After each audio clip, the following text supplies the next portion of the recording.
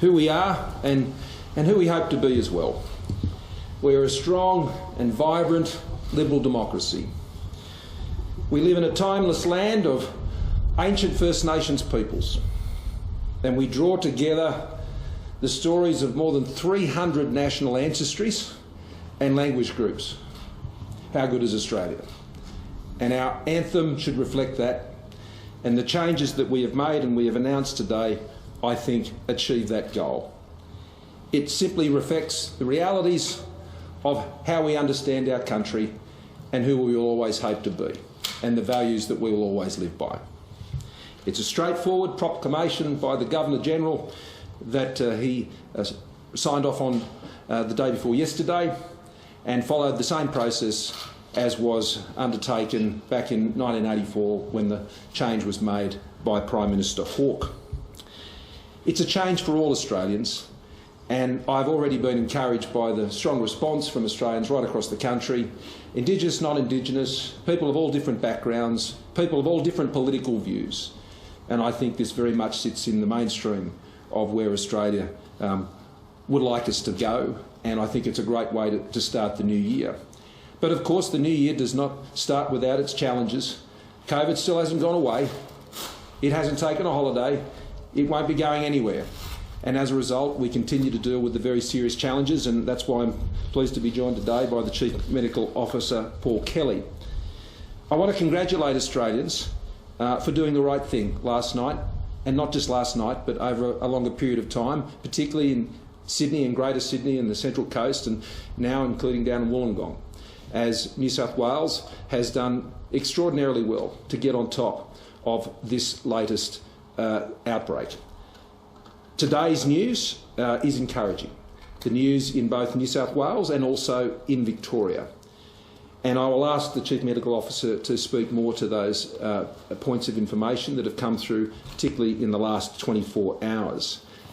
I want to thank people, particularly in New South Wales, but also increasingly will be the case in Victoria, for their response to the public health messaging and the controls that have been put in place, especially coming forward for testing. I mean, the record numbers we've seen come forward for testing has been extraordinary and enormously helpful for those who are doing the job to keep Australians safe, both in those areas as well as for the benefit of the other parts of the country. And in Victoria, we are seeing already, I think, the results of the strengthening of their tracing systems that have been put in place over many months, and it's been good to see how that swung into gear over the course of the last 24 hours or so or longer, and we're seeing them getting on top of that information very quickly, which is assisting them in managing this most recent outbreak in Victoria. I also want to just note that the wastewater testing results that the Premier of New South Wales referred to in her own media conference just recently, which revealed that the areas where we know there to be cases have been confirmed in that wastewater testing, but elsewhere across New South Wales, outside the Greater Sydney area, with the exception obviously of Wollongong where that was confirmed, that remains low and negligible risk, and the Chief Medical Officer can speak more to those issues.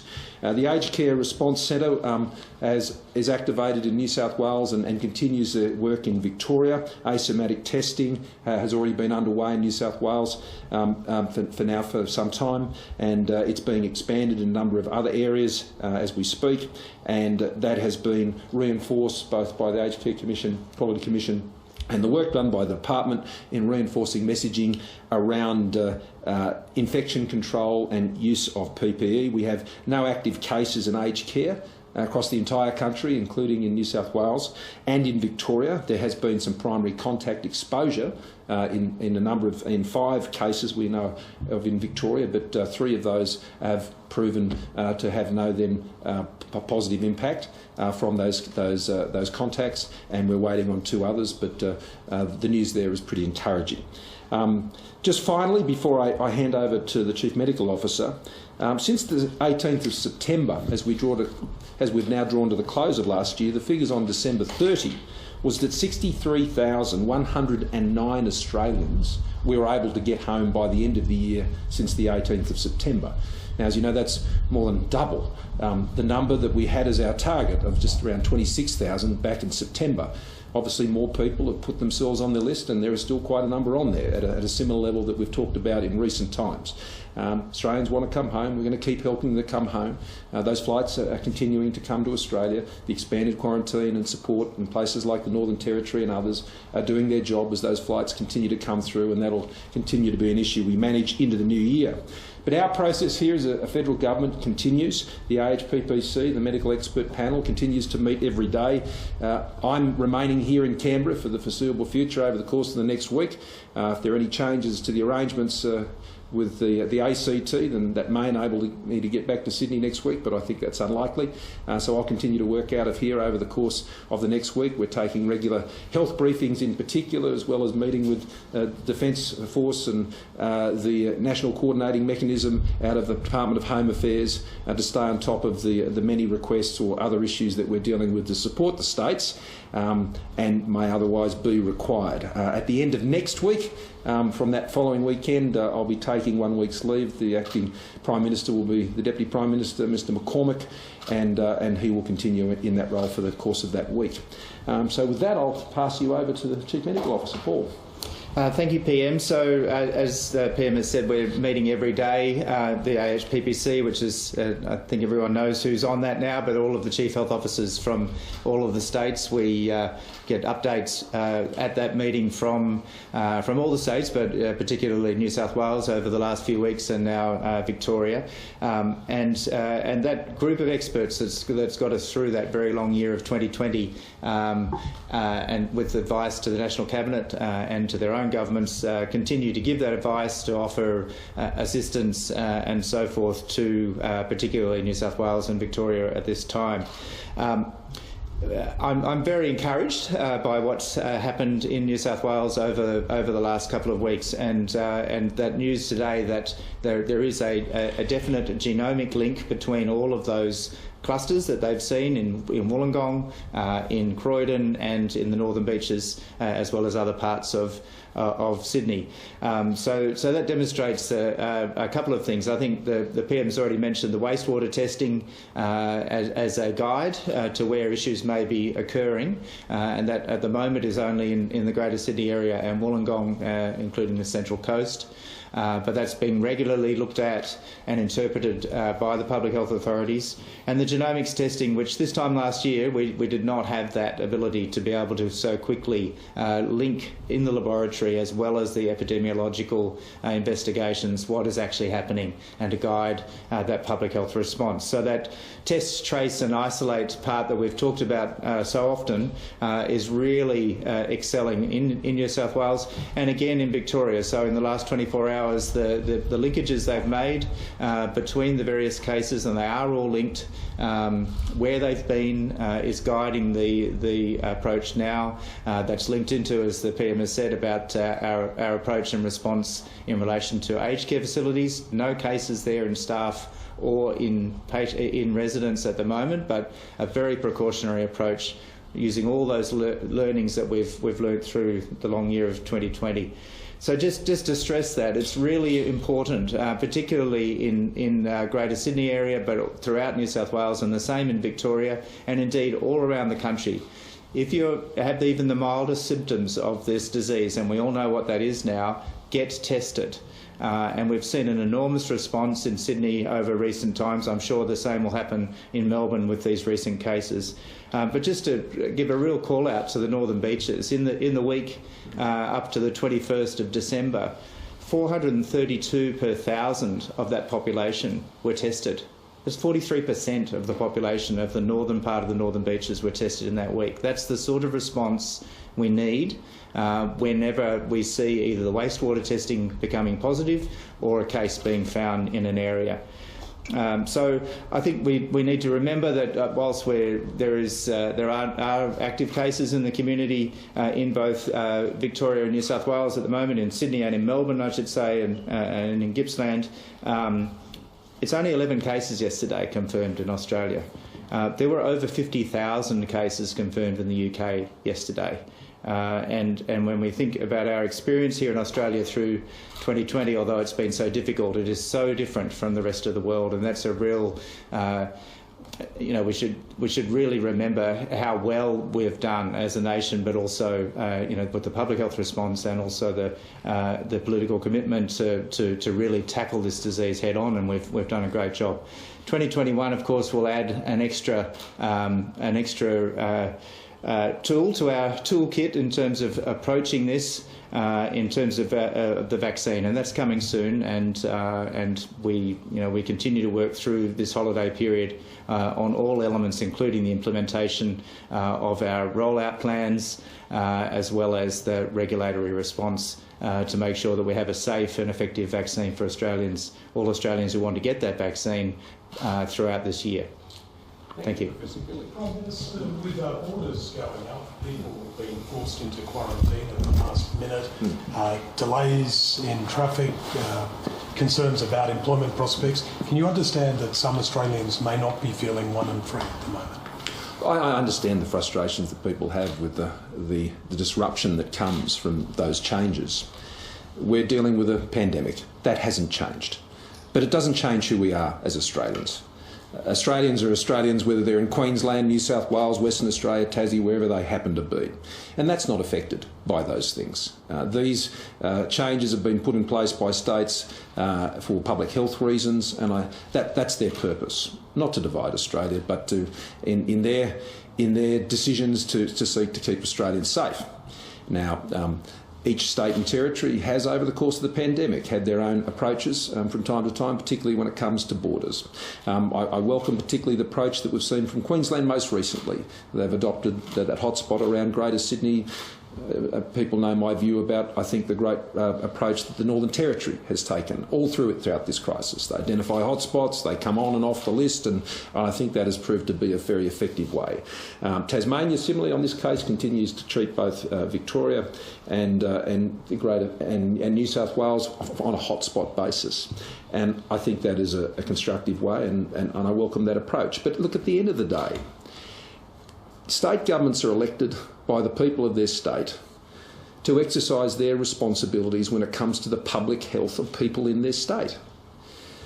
And as much as we would like there to be greater consistency across all of these things, we must respect their jurisdictional authority, because they're ultimately responsible for what would happen in their state if there were to be an outbreak in their state.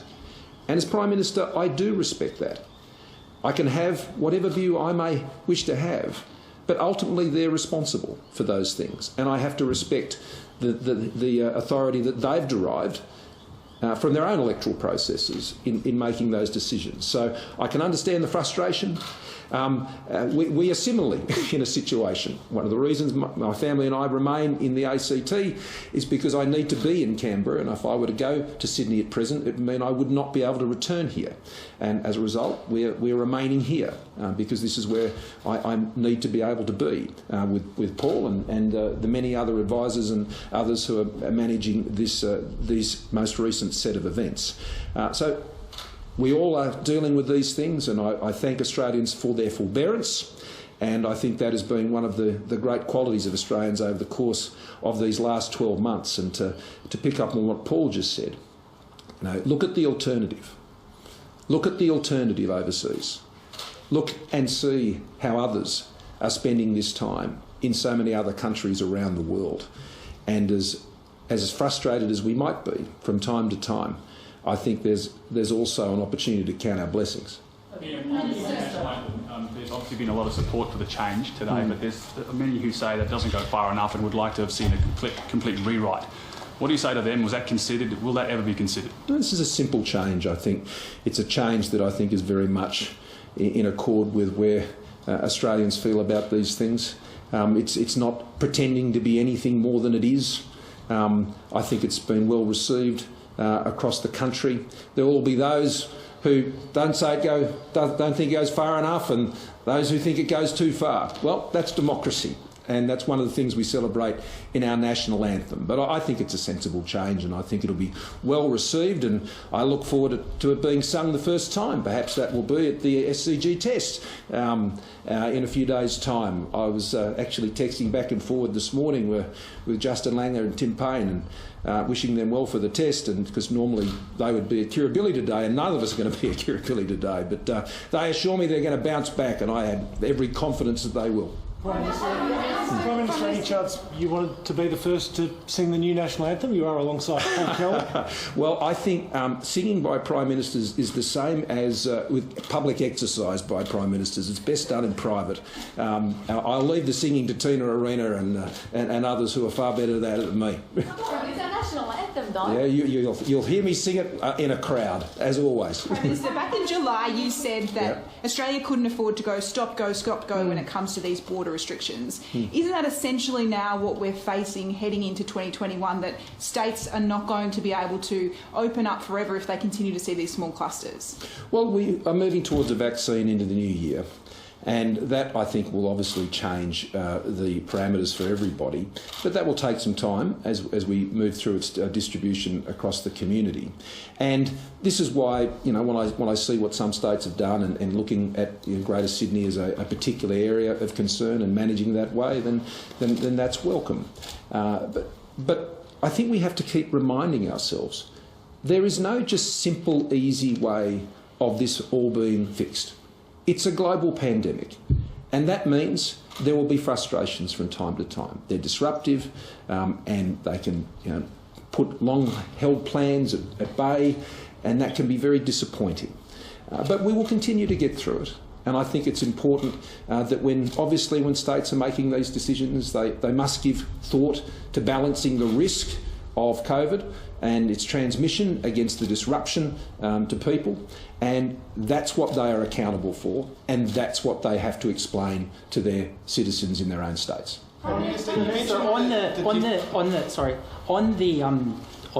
Just following from Judy's question, obviously you're saying it's going to take some months, but once we start a vaccine rollout, will you want to reboot the roadmap to reopening timeline and process? Is that the point would you expect the Premiers to stick to it? Well, the roadmap doesn't change. I mean, the roadmap always has as its goal to get all of these things lifted, and I would hope that as quickly as states have moved to put things in place, that they would move as quickly once that risk subsides. And we saw that in most cases after the Adelaide outbreak, which was able to be get on top of very quickly. We've seen borders on this occasion come up more promptly than it occurred when there was the significant Victorian outbreak, and the New South Wales border was not closed for some time until after that was done. So, this is why I sort of hold out the Northern Territory as a very good model. They declare a hotspot, and it goes on, and then it comes off. And I think that that is a very good model, and that has been my consistent view over these many, many months of the pandemic. So I think this gentleman... You mentioned the disruption, Prime Minister. Does the latest round of this, we've seen queues at borders and quite a lot of confusion. Does it create impetus to rethink the timeline to bring in a vaccine and the speed with which that's rolled out? Public health is our number one priority on the vaccine, and there'll be no shortcuts. The standards must be maintained and upheld, and that's what Australians expect. For the vaccine to be successful, Australians have to have confidence in it, and I believe they will have confidence in it. I was discussing this with Professor Skerritt this morning on our regular briefing call today, together with Paul, and he may wish to make a point about this as well. There has been, in no other advanced jurisdiction, an approval given for the AZ vaccine. There have been emergency authorisations given, but this isn't countries like in the UK where there's hundreds of people dying a day. Now, Australia is not in that situation, and so we are being careful to ensure that we dot all the I's and we cross all the T's to ensure this vaccine is safe and able to be distributed across the Australian population. Now, we are moving promptly to do that. We are moving swiftly to do that. But we are not cutting corners. If there's no tick, there's no jab. And that's got to be right for every single Australian. And so our authorities are doing a tremendous job on this. But you need to get all the right data, and that needs to be validated. There's the batches that also need to be tested as well. It's not just about the initial vaccine itself, it's what is actually going to be distributed around the country. It's important that that process is also followed. So we are being meticulous about this because I think that's what Australians deserve, but I think it's also important from a public health point of view in ensuring public confidence in the way the vaccine is distributed. But Paul? Thanks, PM. So we now have 3 vaccines that have published in the public domain their interim results of their phase 3 trials. So the third one was Moderna. It came out day before yesterday in the New England Journal. So we can be confident all of those 3, 2 are mRNA vaccines, the Pfizer, BioNTech and the Moderna, and then the AZ vaccine, which we're making here in Melbourne, and we'll have plenty of doses of that through 2021. So those 3 have shown good safety profiles and good efficacy, but that's not the only data that's looked at by regulators. So as the PM has said, there is not a single major regulator in the world that has given full approval for any vaccine at the moment. There have been particular emergency use authorisations, which in several countries, so in Europe, in the UK and the US in particular, but they are in an extremely difficult and different situation in relation to this pandemic compared with Australia. There have been now 82 million cases in the world. Here in Australia, just over 28,000. There's been 1.8 million deaths in the world. Here in Australia, 909. They're very different situations, and we need to go by the regulators. They have always been cautious, and it's kept us in good stead. And the TGA will look at all of the data, the tens of thousands of pages of data that will come from the companies, and make their decision. Yeah. On the vaccine, you don't rush to failure. That's very dangerous for Australians. And those who sort of suggest that, I think it's a naive suggestion.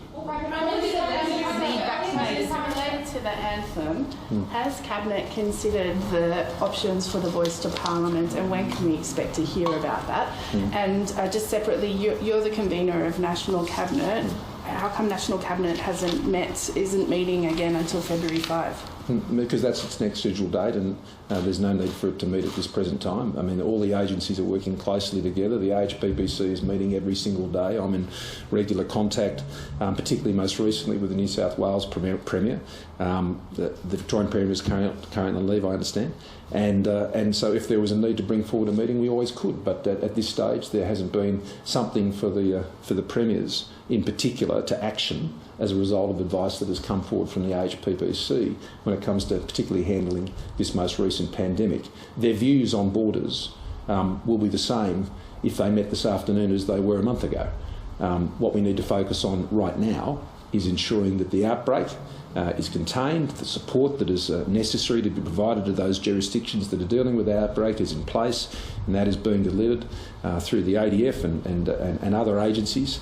And the communications I'm having with those states, and particularly through Greg Hunt as well, who's speaking to Minister Foley also quite regularly, those systems are working well. The National Cabinet is not an operational committee. There are people like Paul and others who do that work, and they're doing it very well. Prime Minister, earlier this week... No, Cabinet has considered that matter, and the Minister for Indigenous Australians will be making announcements at an appropriate time. Prime Minister, earlier this week, Professor Kelly said he wouldn't be sending his family to the SCG for this test. Should this event be going ahead with spectators, and would you be sending your family? Were you able to get back to Sydney? Well, look, I have great confidence in the decisions that the New South Wales Government is making in relation to these matters, and I know they'll be following the medical advice. And that's how you manage these issues, and whatever level of crowd they ultimately decide is appropriate for that public event, I'm sure will be based on that health advice, and so on that basis I'm comfortable with those decisions, and if they say it can go ahead, and if I happen to be in Sydney, I think that's going to be unlikely given that I suspect where the ACT's position will be over the course of the next week. Then if I was in Sydney, I'd love to go there and sing the national anthem in its new form. Yesterday marked the 1-year anniversary of the WHO first being in... I don't think the girls want to go to the cricket, though, somehow. But, you know, if they want to come, they could come with me. I know Jenny doesn't want to come. I wouldn't mind going. Yesterday marked the 1-year anniversary of the WHO first being informed by China of the new virus. Are you frustrated, or is Australia frustrated at the progress in the investigation of the origins? And do you have any regrets about the way Australia led the calls for that investigation, given the ramifications? No, we're patient and we continue to monitor the progress of that inquiry closely and support its swift conclusion. Prime Minister, just one for the Chief Medical Officer. Sure. Sorry, Professor Kelly. We're seeing some reports coming out of Victoria now. They've suspended testing in some parts because of a concern about the number of people coming back from New South Wales. Are you aware of anything to that effect? And would it be concerning, given what we saw in Victoria just a few months ago, that they would suspend testing at a time like this? So I had extensive conversations in AHPPC about testing yesterday, including in Victoria, and I've had since then 2 conversations with the Acting Chief Health Officer, Professor Alan Cheng, just urging them. I know Minister Hunt has also been in contact with Minister Foley on that basis. So yes, I definitely urge greater testing in the coming days, particularly in those geographic areas of concern. So I'll follow that up, but I haven't heard of any particular halt. Certainly from our perspective, our GP respiratory clinics, we've expanded the testing, in fact, in those ones that are run through the Commonwealth. Prime Minister, is there a view in government about what percentage of the population will need a COVID vaccine in order to kind of live in a COVID safe way and have no real restrictions? Well, it's a medical question. I'll defer to the CMO. So the vaccine will have an effect on that, but I think people need to realise it's not a magic bullet immediately. When the vaccines are found to be safe and effective, they will be rolled out in Australia, starting with those priority groups that we've talked through in many times, and based on the expert advice from the Australian Immunisation Committee. ATAGI. So that will happen as soon as it's ready to go and it's safe to do so. We'll be using it. That won't change everything else we're doing in relation to the pandemic immediately.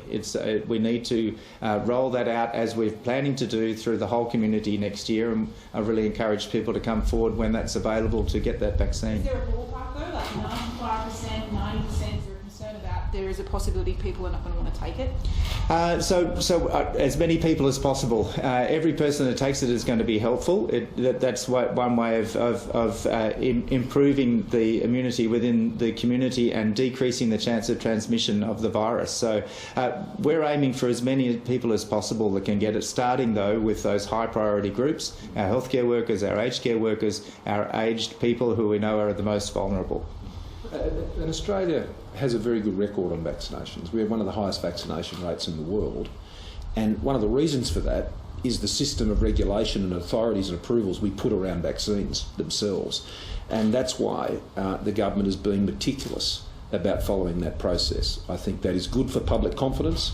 It is something that I've discussed with the premiers and chief ministers, and they're very supportive of that because of the nature of the take-up that we would hope for. And I think following that meticulous process is a strong national position. Okay, we've probably got time for one more. Following from Andrew's question, are you hoping that the new year will see a bit of an improvement in the Australia-China relationship? The Foreign Minister of China has reported this week as saying he wants things back on track as early as possible. Are you hoping that this new year will see a better relationship between Australia and China? Well, I'm always optimistic. I'm always hopeful. I'm always positive. And I would certainly welcome that. And that would begin with leader level and ministerial level discussions, which we are ready and open for, and we're happy to do those. And as soon as those occur, then I think you would see that being fulfilled. But that is not an obstacle at the Australian end. Okay, thank you all very much. I wish everybody a very happy new year. Stay safe, and stronger, safer together is how we cut through 2020, and it's certainly how we will emerge even more strongly in 2021. Happy New Year, Australia.